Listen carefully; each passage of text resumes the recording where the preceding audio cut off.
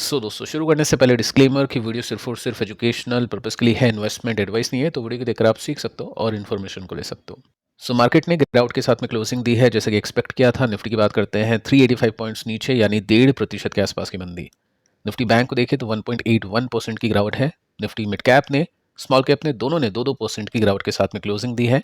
Maximum company के stocks आज नीचे रहे और मैक्सिमम सेक्टर्स आज नीचे रहे।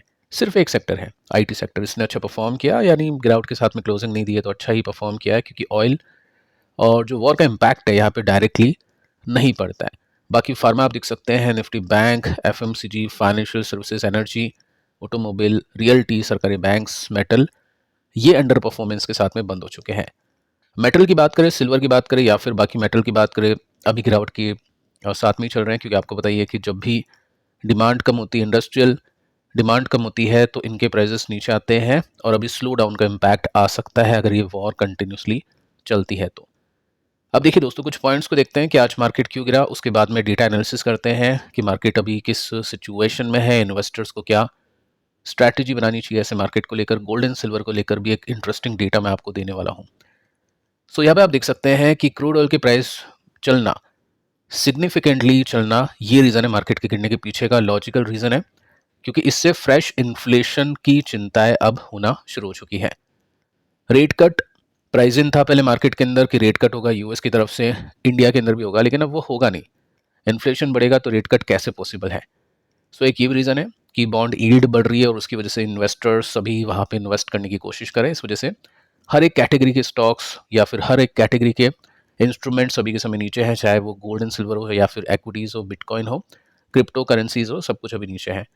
आगे चलते रीजंस को देखते हैं। फर्स्ट रीजन है यूएस ईरान वॉर, जो कि आपको बताइए, लेकिन यहाँ पे मेंशन कर रखा है कि नो साइन ऑफ ईजिंग, यानी ये जो वॉर है ये खत्म होने का कोई भी साइन नहीं दे रही है।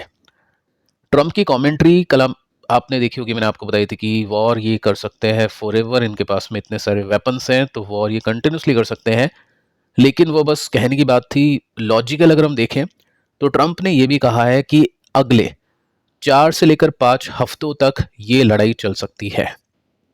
मार्केट अभी इसको प्राइस इन करने की कोशिश कर रहा है कि 4 से 5 हफ्तों में कितना डैमेज हो सकता है। अब 4 से लेकर 5 हफ्तों से पहले अगर वार खत्म होती है तो फिर मार्केट उस हिसाब से रिएक्शन देगा ऊपर जाके, लेकिन उसके आगे भी चलती है तो फिर वहां से भी मार्केट और गिर सकता है। ठीक है, तो ये पॉइंट आपको ध्यान में रखना है कि एटलीस्ट कुछ हफ्ते लग सकते हैं, यानी एक महीना लग सकता है यहाँ से वॉर को और ज़्यादा चलने में। इसके बाद में देखिए दोस्तों, यहाँ पे मेंशन कर रखा है एक्सपर्ट्स ने कि किसी को नहीं पता है कि ये जो वॉर है कितनी लंबी चलेगी। मार्केट अभी पैनिक में है और मार्केट के पास कोई एक्चुअल डेटा नहीं है कि मार्केट कितना प्राइस इन करे इन सभी चीज़ों को। तो जितना क्रूड ऑयल गिरेगा चलेगा, उसके बेसिस पे मार्केट परफॉर्म करेगा। आगे चलते हैं, सेकंड पॉइंट हम देखते हैं। रुपीज़ आ चुका है रिकॉर्ड लो पर, अपने ऑल टाइम लो पर आ चुका है रुपीज़। वैल्यू आप देख सकते हैं 92.15 हो चुकी है यूएस डॉलर्स के अगेंस्ट। रुपीज़ कंटिन्यूसली गिरेगा तो आपको बताइए एफ का इन्वेस्टमेंट निकलेगा। कल परसों भी आपने देखा मोटे इन्वेस्टमेंट्स निकले एफ के, काफ़ी बड़ी सेलिंग की है। आज के दिन भी चांसेस आर वेरी हाई कि एफ ने माल बेचा होगा। इसके बाद में आगे चलते हैं, ये देख सकते हैं वीकर रुपीज़ क्या करेगा, फॉरेन कैपिटल आउटफ्लो को लेकर आएगा, जिसकी वजह से एफ माल बेचेगी। जो पॉइंट हमने देखे थे कि वॉर हुई नहीं थी, उससे पहले मैंने आपको जो भी डेटा दिया था कि वॉर होने पर क्या क्या चीज़ें आप देख पाओगे, वही सब चीज़ें अपन देख पा रहे हैं। हमने एक और पॉइंट देखा था कि वॉर होगी तो गोल्ड एंड सिल्वर के प्राइसेस ऊपर जाएंगे, बट वो ऊपर नहीं जा रहे, तो उसके पीछे का क्या रीज़न है और कब चलेंगे वो भी एक बार अपन आगे चल के चेक करने वाले हैं। क्रूड ऑयल मल्टी मंथ के हाई पर पहुंच चुका है। ब्रेंट की बात करें तो 82 पहुंच चुका है। WTI क्रूड की बात करें तो 75 ये पहुंच चुका है, और जितना बढ़ेगा उतनी प्रॉब्लम देगा। अभी क्या प्राइस चल रहा है उसको आगे चल के चेक कर लेते हैं।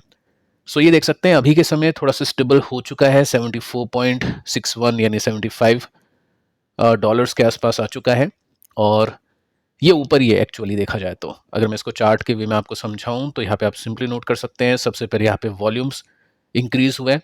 सेकंड आप देखोगे तो ये जो हाई है, हाई के आसपास ही है, यहाँ से टूटा नहीं है और ब्रेकडाउन हुआ नहीं। जब तक ब्रेकडाउन नहीं होगा जब तक मार्केट नहीं चलेगा, और ब्रेकडाउन होने के चांसेस अभी है नहीं, क्योंकि जब तक ये वॉर चलती रहेगी यहाँ से ब्रेकआउट पॉसिबल है, लेकिन जैसे ही ब्रेकआउट होगा मार्केट के अंदर ब्रेकडाउन होगा। यहाँ पे आप देख सकते हैं कि चार्ट का जो सिग्नल है वो काफ़ी स्ट्रांग है, और ये जितना स्ट्रांग होगा उतनी ही बड़ी गड़बड़, उतनी बड़ी प्रॉब्लम यहाँ पे देखने को मिलेगी। देख सकते हैं 80 के ऊपर जाएगा तो फिर प्रॉब्लम ज़्यादा होगी, और अभी के समय काफ़ी स्ट्रांग है। तो क्रूड ऑयल आज तो ऊपर नहीं है लेकिन स्टिल ऊपर ही चल रहा है। अब देखिए दोस्तों कितनी प्रॉब्लम हो सकती है अपने को। कुछ डेटा पॉइंट्स हमने देखे थे जिसमें हमने देखा कि 8 हफ्तों का तेल है लेकिन हम एक्सपोर्ट भी करते हैं। हमारे यूजर्स के लिए कितना है? सो इंडिया के पास में है 25 दिन का क्रूड ऑयल रिजर्व के अंदर, 25 दिन का पेट्रोल डीजल स्टॉक के अंदर, सिर्फ 25 दिन। वॉर की बात करें तो वॉर 5 हफ्तों की बताई जा रही है, तो 25 दिन से ज़्यादा वॉर चलेगी। इसका मतलब क्या है? प्रॉब्लम होगी, इन्फ्लेशन होगा। 25 दिन बाद या 20 जो भी दिन है उसके बाद में जो भी प्राइस होगा क्रूड का, जितना भी ऊपर होगा उसके हिसाब से इंडियन कंपनीज या सरकार बाय करेगी। प्लस रुपीज गिर गया और रुपीज और गिरेगा तो क्या होगा? हमको ज़्यादा पैसा पे करना पड़ेगा। जो भी करेंसीज में अपन लेंगे, यूएसडी में लेंगे या XYZ किसी भी करेंसी में हम लेंगे, तो रुपीज उसके अगेंस्ट में काफ़ी वीक हो चुका है, ऑल टाइम लो पे पहुंच चुका है। सो इस वजह से क्या होगा? हम ज़्यादा पेमेंट करेंगे और उसकी वजह से फिस्कल डेफिसिट बढ़ेगा, सरकार के पास में जो भी रिजर्व होते हैं उसमें कमी आएगी। सो प्रॉब्लम यहाँ पे होगी। और ऑब्वियस है पेट्रोल और डीजल जितना महंगा सरकार बाय करेगी उससे कई गुना ज़्यादा महंगा हमको बेचेगी। सो प्रॉब्लम अल्टीमेटली पूरे मार्केट को, पूरे देश को होने वाली है। आगे चलते हैं।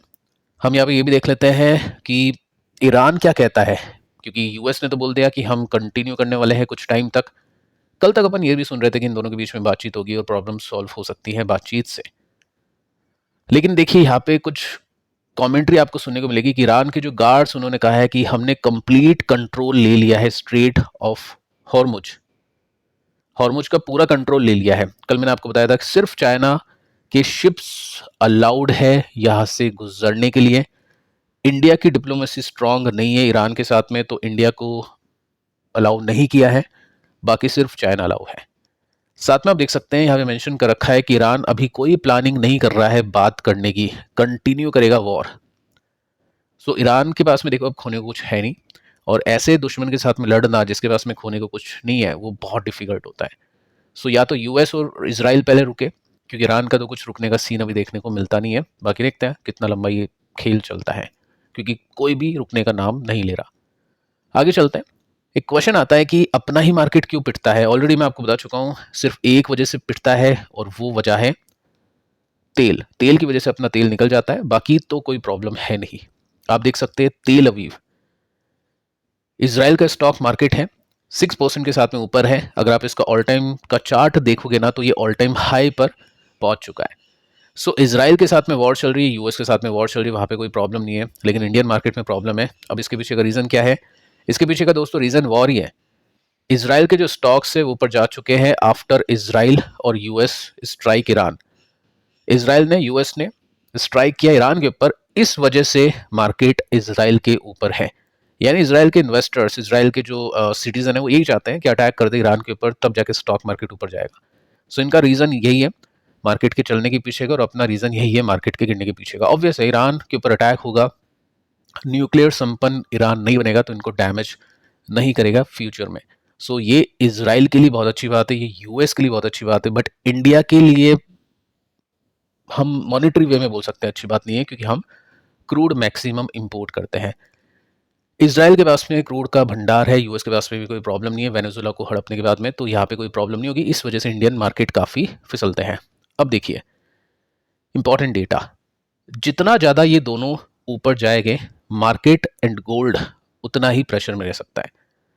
ये आपके सामने क्या है? ये है क्रूड, ठीक है, और ये आपके सामने है डॉलर।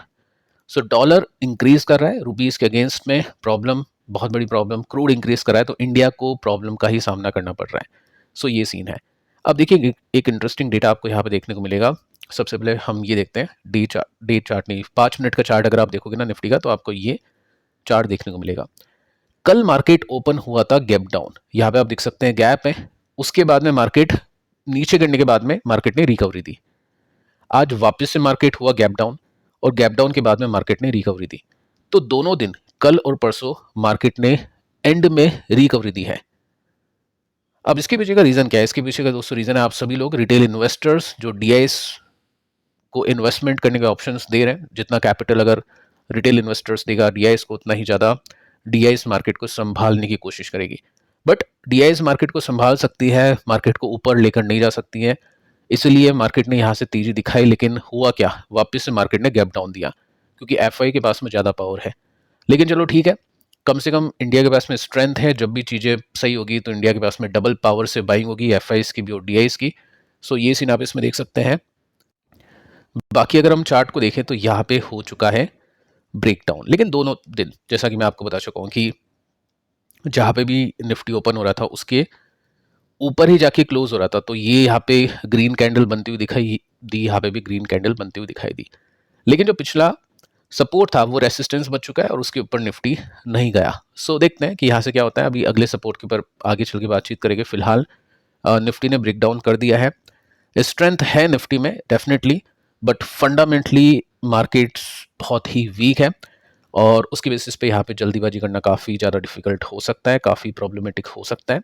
सो चेक करते हैं कि मार्केट कहाँ पे प्राइस सेटल करता है, क्योंकि वॉर अभी कुछ हफ्ते और चलने की बात हो रही है। सो क्रूड के ऊपर नज़र होगी, डॉलर के ऊपर नज़र होगी और उसके बेसिस में निफ्टी और जो कमोडिटीज़ है वो परफॉर्म करेगी। चलो दोस्तों, एक इंटरेस्टिंग डेटा मैं आपको देता हूँ यहाँ पे। गोल्ड हम देखते हैं। फर्स्ट हम देखते हैं गोल्ड 2% की तेजी फिलहाल। सिल्वर की बात करें तो 4% के साथ में तेजी है सिल्वर में। एक डेटा आप देखोगे ना, तो जैसे मैं पास्ट का डेटा देखने गया तो मुझे आइडिया लगा कि कोविड आया था जब कोविड आया था 2020 मार्च में, गोल्ड क्रैश हुआ था। गोल्ड के साथ में निफ्टी क्रैश हुआ था, क्रिप्टो क्रैश हुई थी। वही बात है ना, जो अभी चल रही है, सिल्वर गोल्ड सब क्रैश हो रहा है तो हुआ था। होता क्या है दोस्तों, जब पैनिक होता है ना, जब मार्केट के अंदर पैनिक होता है और कैओस होता है, ये जो प्रॉब्लम चलती है मार्केट के अंदर, ठीक है, तो इसके अंदर क्या होता है, लिक्विडिटी शॉर्टेज हो जाती है सिस्टम के अंदर। लिक्विडिटी क्राइसिस भी इसको हम बोल सकते हैं कि मार्केट के अंदर लिक्विडिटी नहीं होना। क्यों नहीं होना? क्योंकि देखिए, लोग क्या करते हैं, पैनिक के अंदर पैसे निकालते हैं। कैश अर्जेंटली नीड होती है इन्वेस्टर्स को भी और इंस्टीट्यूशंस को भी। अगर आपने देखा भी कौन क्या कर रहा है, वो भी कैश को रख रहा है, लिक्विड के अंदर रख रहा है। जो भी फंड है, मल्टी एसेट फंड है, आप देखोगे तो उनकी कैश की जो होल्डिंग इंक्रीज करी है, डेट के अंदर पैसे जा रहे हैं। सो यही सीन कोविड के अंदर भी हुआ था। ठीक है, काफ़ी लोगों की मार्जिन कॉल हिट होती है, काफ़ी लोगों को अपने लॉसेस को कवर करना होता है। काफ़ी लोग क्या करते हैं, अपने जो भी प्रॉफिट के अंदर होता है उसको बेचते हैं, जिसमें गोल्ड भी आता है। तो इस वजह से गोल्ड इक्विटीज के साथ में गिरता है फॉर शॉर्ट टर्म। ठीक है, लॉन्गर टर्म में क्या होता है या फिर कुछ टाइम बाद में क्या होता है, हिस्ट्री ये बताती है कि गोल्ड इनिशियली डिप करता है विद ब्रॉडर मार्केट, लेकिन जैसे कंडीशन थोड़ी सी भी स्टेबल होती है तो गोल्ड पहले रिकवरी देता है। एक्विटीज को तो प्रॉब्लम होगी, एक्विटीज को तो टाइम लगेगा कुछ क्वार्टर में अच्छा परफॉर्मेंस करने का, क्योंकि इनका इन्फ्लेशन की वजह से इनके मार्जिन के अंदर हिट पड़ेगा तो अगले कुछ क्वार्टर खराब आएंगे। गोल्ड का ऐसा तो होता नहीं क्वार्टर वगैरह कुछ, तो गोल्ड क्या करता है, फिर रिबाउंड करता है। एग्जाम्पल आप देख सकते हैं, कोविड-19 क्राइसिस जो मैंने आपको बताया है कि गोल्ड एंड स्टॉक मार्केट दोनों गिरे थे, बट गोल्ड रिकवरी दिया था स्ट्रांगली, और फिर उसके बाद में जब इक्विटीज ने भी रिकवरी दी थी तो दोनों अभी अच्छा कर रहे हैं। सो ये चीज़ आप देखो, डेटा भी देखने को मिला है। और कल भी मैंने आपको कहा था कि गोल्ड गिरा जरूर है क्योंकि बॉन्ड में इन्वेस्टमेंट हो रहा है, लिक्विडिटी पैसे निकालते हैं लोग, ऑब्वियस है। आपने मैंने भी पैसे रख रखे हैं और रखने भी चाहिए। जब भी ऐसा कुछ क्राइसिस होता है, इन्फ्लेशन होता है, तो इमरजेंसी फंड भी बनाते हैं लोग, तो वो सब चीज़ें चलती रहती हैं। तो उसके बेसिस पे यहाँ से पैसे निकले हैं और जब रिकवरी होगी तो रिकवरी काफ़ी शानदार आपको देखने को मिलेगी। सो ये हिस्ट्री का डेटा दिखाता है, आप भी खुद जाके इसको चेक कर सकते हैं और सीख सकते हैं। फिलहाल दोस्तों, इस वीडियो में इतना ही। पिछले 2 वीडियोस को आप जरूर से देख लेना। मिलते हैं नेक्स्ट वीडियो में, तब तक के लिए बाय बाय।